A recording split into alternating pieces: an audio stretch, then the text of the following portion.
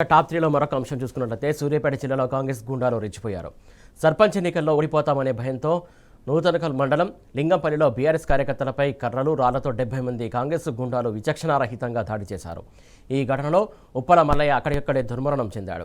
మరో 15 మందికి తీవ్ర గాయాలయ్యాయి. బీఆర్ఎస్ కార్యకర్తలపై జరిగినటువంటి దాడితో లింగంపల్లిలో ఉద్రిక్తత వాతావరణం ఏర్పడింది. దీంతో గ్రామంలో భారీగా పోలీసులు మోహరించారు. ఈ దాడిపై బీఆర్ఎస్ కార్యకర్తలు తీవ్ర ఆగ్రహం వ్యక్తం చేశారు. కాంగ్రెస్ పార్టీ హత్య రాజకీయాలపై బీఆర్ఎస్ వర్కింగ్ ప్రెసిడెంట్ కేటీఆర్ తీవ్ర ఆగ్రహం వ్యక్తం చేశారు. పంచాయతీ ఎన్నికల నేపథ్యంలో నూతనకల్ మండలం లింగంపల్లి గ్రామంలో బీఆర్ఎస్ శ్రేణులపై జరిగిన దాడిని ఆయన తీవ్రంగా ఖండించారు. ఈ దాడిలో బీఆర్ఎస్ కార్యకర్త ఉప్పల మల్లయ్య ప్రాణాలు కోల్పోవడం పట్ల కేటీఆర్ తీవ్ర దిగ్భ్రాంతి వ్యక్తం చేశారు. ప్రజాస్వామ్య పద్ధతిలో ఎన్నికలను ఎదుర్కోలేక భౌతిక దాడులకు దిగడం కాంగ్రెస్ పార్టీ దిగజారుడుతనానికి నిదర్శనమని మండిపడ్డారు. ఈ ఘటన తెలిసిన వెంటనే మాజీ మంత్రి జగదీష్ రెడ్డి, మాజీ ఎమ్మెల్యే గాదరి కిషోర్లతో కేటీఆర్ ఫోన్లో మాట్లాడి క్షేత్రస్థాయి పరిస్థితులను అడిగి తెలుసుకున్నారు. దీనికి సంబంధించి ఈ ఘటనకు సంబంధించి తాజా అప్డేట్స్ ఏంటి? సురేష్, ఇప్పటి వరకు కూడా లింగంపల్లి గ్రామంలో భయాందోళనలు వ్యక్తమవుతున్నాయి. అక్కడ ఉన్నటువంటి ప్రజలందరూ కూడా చిగురుటాకులో వణికిపోతా ఉన్నారు. ఈ రోజు రాత్రి ఎలా గడుస్తున్నటువంటి భయాందోళనలో ఉన్నారు. రేపు పోలింగ్ రోజు కూడా ఎలాంటి అలజడులు రేపుతున్నటువంటి ఒక భయాందోళన అయితే లింగంపల్లి గ్రామంతో పాటు చుట్టుపక్కల గ్రామంలో ఉన్నటువంటి పరిస్థితి మనకు కనిపిస్తా ఉంది. తుంగతుర్తి నియోజకవర్గంలో గత కొన్ని రోజులుగా రాజకీయ కక్షలు, కార్పణ్యాలు, గొడవలు జరుగుతున్నాయని పోలీసులకు పదే బీఆర్ఎస్ పార్టీ అధికారులు ఫిర్యాదు చేసినప్పుడు కూడా ముందస్తుగా ఎలాంటి చర్యలు తీసుకోవడంతో, ఎలాంటి బైండ్ ఓవర్లు చేయకుండా, ఎలాంటిగా పోలీసు బందోబస్తు ఏర్పాటు చేయకపోవడంతో ఈ రోజు ఒక బీఆర్ఎస్ పార్టీ కార్యకర్త ప్రాణాలు వదిలారు. ఉప్పలమాలైనటువంటి ఒక బీఆర్ఎస్ పార్టీ కార్యకర్త. ఇదే రకంగా ఇతర మండలాల్లో, ఇతర గ్రామాల్లో కూడా ఉన్నటువంటి పరిస్థితి ఉంది. తుంగతుర్తి నియోజకవర్గంలో 2014 కంటే ముందు ఏ విధంగానైతే కక్షలు, కార్పణ్యాలతో, రక్తటేలు వారితో తుంగతుర్తి నియోజకవర్గంలో మళ్ళీ అదే పరిస్థితి వచ్చిందంటూ కూడా తుంగతుర్తి నియోజకవర్గ ప్రజలైతే వాపోతున్నారు. ఈ ఘటన పట్ల BRS party working president KTR కూడా తీవ్ర దిగ్భ్రాంతిని వ్యక్తం చేయడంతో పాటు క్యాడర్ కి భరోసా నింపారు. మరొక 2 రోజుల్లో ఆ ఉప్పలయ్య కుటుంబాన్ని పరామర్శిస్తాను, ఆ కుటుంబానికి పూర్తిగా భరోసా ఉంటానని కూడా ఇప్పటికీ ఒక ప్రకటన తెలిపారు. నల్గొండ జిల్లాకు సంబంధించినటువంటి మాజీ మంత్రి సూర్యాపేట ఎమ్మెల్యే జగదీష్ రెడ్డి, తుంగతుర్తి మాజీ అంత్యక్రియలకు సంబంధించినటువంటి ఏర్పాట్లు కూడా చేస్తా ఉన్నారు.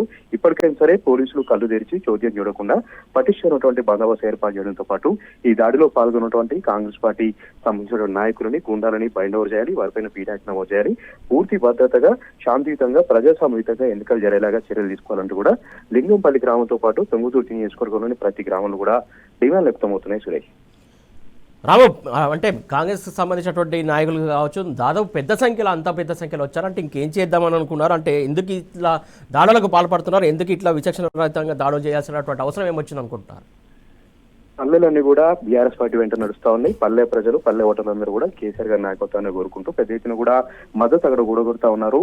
అక్కడ సర్పంచ్ సంబంధించినటువంటి ఎన్నికల్లో కూడా బీఆర్ఎస్ పార్టీ బలపరిచినటువంటి మద్దతు తెలుపుతున్న క్రమంలో అది జీర్ణించుకున్నటువంటి కాంగ్రెస్ పార్టీ సంబంధించిన నాయకులు, కార్యకర్తలందరూ కూడా ఒక భయాందోళన వ్యక్తమయ్యేలాగా, భయపెట్టేలాగా, రాజకీయంగా ఎదుర్కోలేక ఇలాంటి దాడులు చేశారని కూడా చెప్తా ఉన్నారు. నిన్న అర్ధరాత్రి సమయంలో మల్లయ్య కుటుంబం పైన, ఇతర బీఆర్ఎస్ పార్టీ కుటుంబ సభ్యుల ఇంటి పైన కూడా ఒక్కసారిగా 70 మంది కాంగ్రెస్ పార్టీ సంబంధించినటువంటి కార్యకర్తలు, నాయకులందరూ కూడా గొడ్డలతో, రాళ్లతో, కర్రలతో ఒక్కసారిగా దాడి చేసి ఇంట్లో ఉన్నటువంటి ఫర్నిచర్ అంతా కూడా ధ్వంసం చేశారు.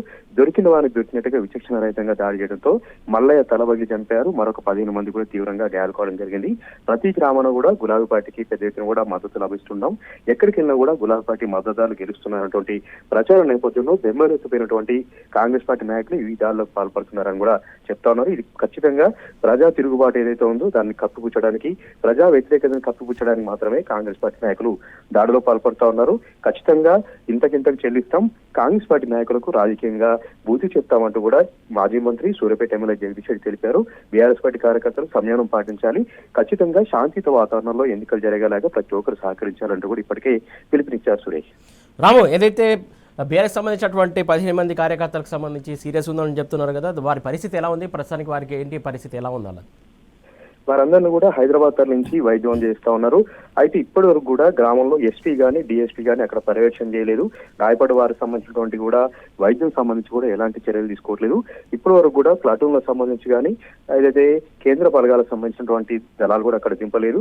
కేవలం ఒక ఏఎస్ఐతో కూడినటువంటి 6 సభ్యుల పోలీసు బృందం మాత్రమే గ్రామంలో ఉన్నట్టుగా చెప్తా ఉన్నారు. అంటే యథేచ్ఛగా కాంగ్రెస్ పార్టీ నాయకులకు మద్దతు తెలుపుతూ దగ్గరుండి దాడులు చేసినట్టుగా అయితే మనకు అర్థమవుతోంది. నల్గొండ పక్కన ఉన్నటువంటి ఎల్లమ్మగూడెం గ్రామంలో అయితే బీఆర్ఎస్ పార్టీ బలపరిచినటువంటి అభ్యర్థి భర్తను కిడ్నాప్ చేసి 2 రోజుల పాటు చిత్రహింసలు గురి చేసి అతడు తాగే మద్యంలో మూత్రం పోసి కూడా స్థాపించారు కాంగ్రెస్ పార్టీ గుండాలు. ఇప్పటివరకు కూడా ఆ నిందితుల్ని అరెస్ట్ చేయలేదు, వారిపైన కేసు నమోదు చేయలేదు. అదే రకంగా ఇప్పుడు జరిగినటువంటి ఈ లింగంపల్లి ఘటనలో కూడా ఇప్పటి వరకు ఎలాంటి అరెస్టు జరగకపోవడం అనేది విచారకరంగా చెప్తా ఉన్నారు.